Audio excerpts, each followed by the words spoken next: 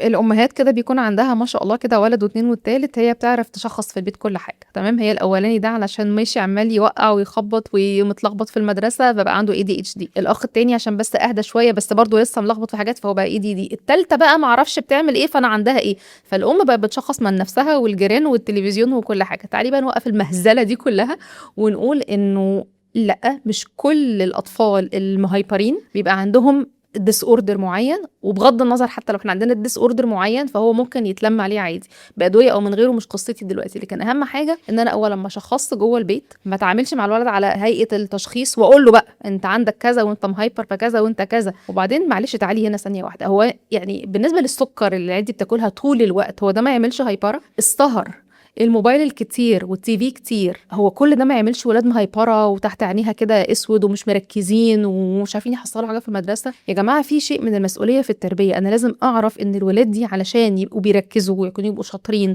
ولماحين ومنتبهين محتاجين يناموا كويس، محتاجين ياكلوا كويس، محتاجين جهاز عصبي هادي، محتاجين عارفه تتكلم ازاي وتعمل ايه. فمش كل حاجه ان الولاد جايه بايظه ونروح نوديهم عند اي حد صلحهم.